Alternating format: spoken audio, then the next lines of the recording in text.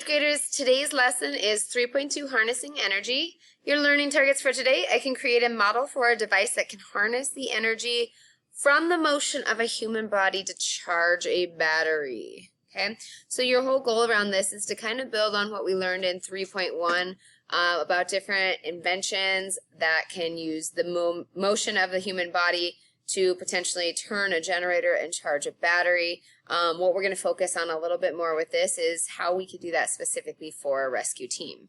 Okay, so your warm-up for today is to read a little bit about energy harvesting floor tiles.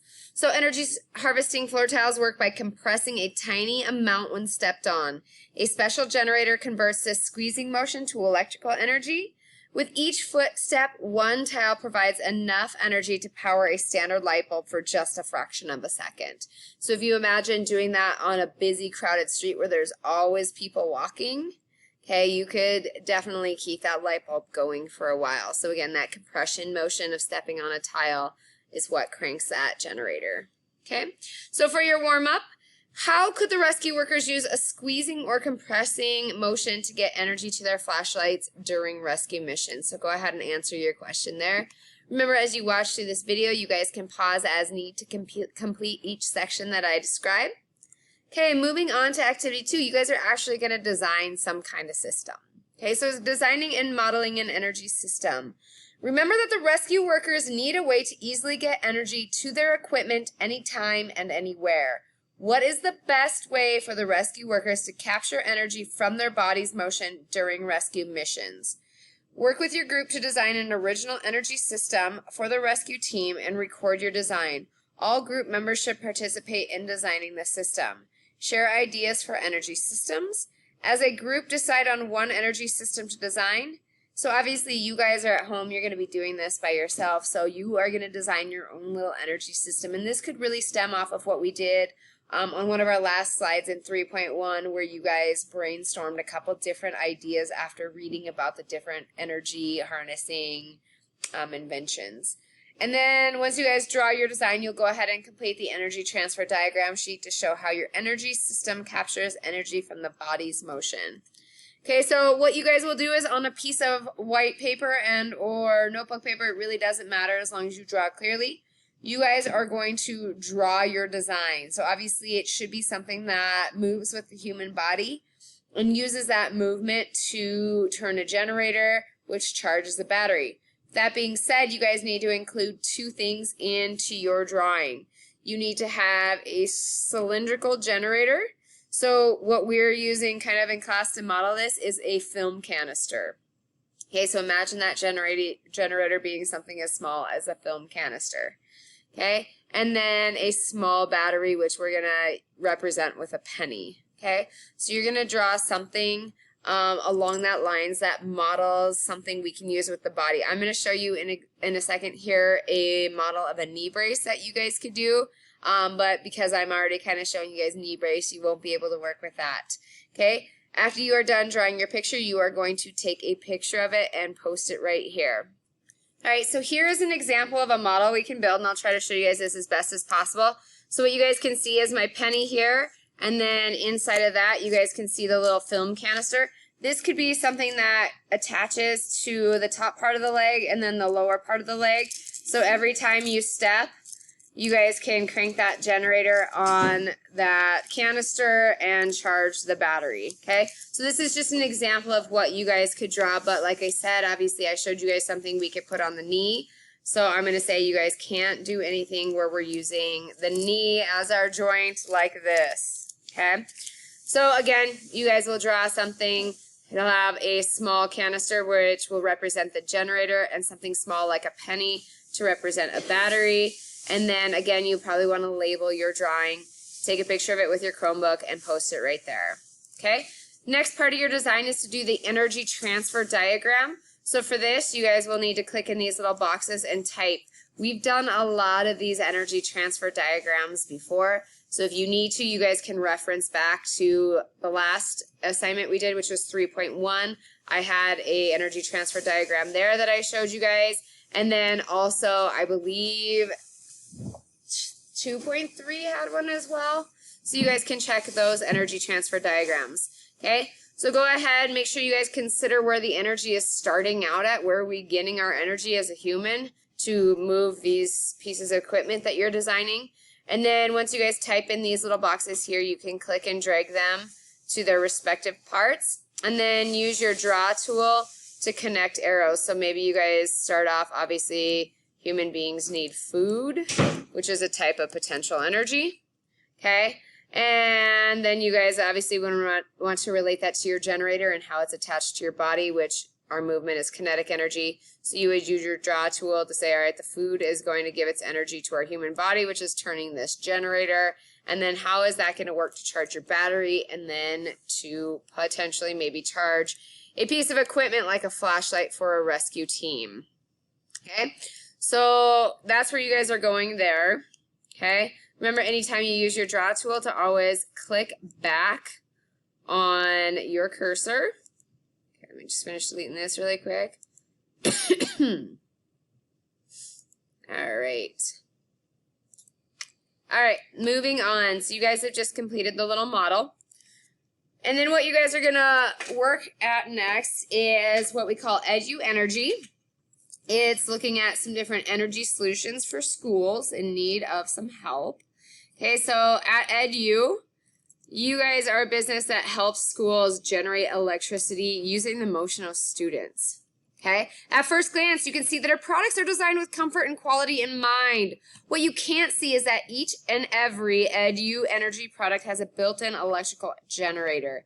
These generators convert energy from students' movements to electrical energy and store it in a battery. Schools can use these batteries to power computers, tablets, lights, and more. Think about how much energy your school could save with Edu Energy products.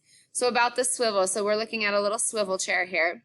The Edu swivel chair is designed so that students can turn in any direction during class. Students can talk to their partners or look at the chalkboard behind them without wasting time dragging their desks across the floor. Every time students swivel their seats, their movements turn a generator, and the generator converts kinetic energy to potential energy that is stored in a battery. So this is an invention idea that we're kind of propositioning, or I guess if you guys were in the school making this decision, would you want to use this product? So we're going to learn a little bit more about it. Okay, so what you guys are going to see is you guys have two claims, and then each piece of evidence, and then you guys are going to look at each piece of evidence and decide which claim it supports. Okay, so what you guys will do at home is, here are your two claims. Claim 1, the Edu swivel chairs will capture enough energy to power the school's small electronics. And claim 2, the Edu swivel chairs will not capture enough energy to power the school's small electronics. So what you guys will do is you guys will click and drag these different evidence cards underneath which side you think they support. So if you guys are unsure, you guys can set it off to the side for now. You can drag them over here, and then you can read them and either place them under claim 1 or claim 2. If you need to overlap them, that's totally fine as long as you guys can read it before you sort it. And then again, you guys will either match it up to claim 1 or claim 2 based on what claim you think that evidence supports. So if we look at our claims, claim or evidence card A commercial paid for by Edu Energy says that the chair creates enough energy to power an entire school. Evidence card B, data from the electric company shows that the school uses about 15 million joules of energy every hour. Claim C, or evidence C, a magazine called Future Tech published an article about the chair. They said that after a few minutes of use, the product would be able to fully charge one tablet. Future Tech also published an article about a car that makes more energy than it uses. So that was a magazine article.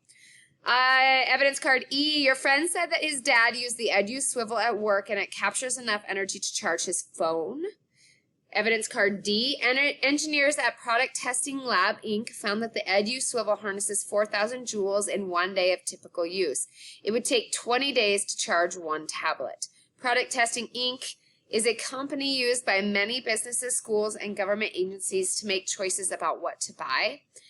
F, someone who knows the owner of a company that sells basketballs that harness human energy says the chair will not capture enough energy to charge a phone, even if the chair is used all day. And G, for hundreds of years, scientists have observed that energy cannot be created.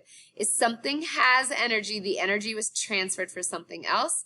And finally, the EduSwivel developers state that the product can save schools money.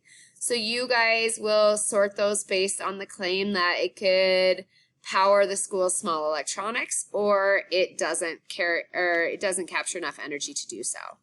Okay?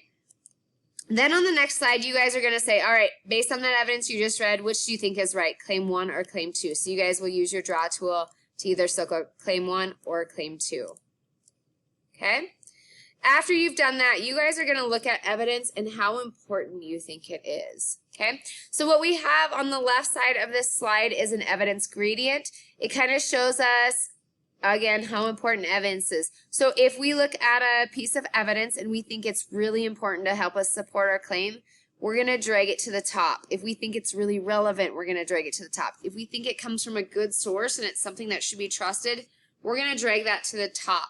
If it's something that we don't think is a great source or a great piece of evidence to help us out, we're going to put that towards the bottom of our evidence gradient. And then everything else in between will kind of go in the middle. Okay, so you guys can kind of stagger these based on how important you think they are, how relevant you think they are, how scientifically proven you think they are. So maybe like your friend's mother's uncle's cousin said they're real neat. Okay, that's probably not the best piece of evidence to help you with anything. So you'd probably want to put that at the bottom. Okay, so go ahead, take a second to sort these out based on how important you think they are. And then finally, we're going to do in class a little discussion diamond, but because again, you are working by yourself, you'll do this by yourself. So writing an argument for a school principal. So after looking at all that evidence, you guys are going to kind of write an article to say, would you recommend using EduSwivel chairs in school to save energy? Okay, remember they'd have to buy all these chairs too. So write an argument that explains to the school principal why you think the EduSwivel chairs will or will not help the school save money on energy costs. You can use one or more of the argumentation sentence starters as you write. Include the following. Which claim did you select? Okay, claim 1 or claim 2. An explanation of how the EduSwivel works. Evidence from the reasoning tool that supports your claim, and vocabulary from the word bank. So here are some argumentation sentence starters and the word bank for you guys, so you guys can check out those to kind of help you get started. And then what you guys are going to do is write your argument below. So again, you guys are going to talk about what the Edu does, what claim you selected, some evidence that you guys have from your evidence card. You can look back at your gradient to look at which pieces of important best support your claim. And then you guys can make sure you include some of these sentence starters and some words from the word bank. Okay, once you are done writing your argument here, and you should have a pretty full paragraph, anywhere from 5 to 8 sentences, you guys can move on to your wrap up. So do you have any questions? Circle yes or no. If you have any questions, type them right here, and then 4, 3, 2, 1. How do you think you did? You guys are all done. I hope you're having a great day, and I will talk to you soon.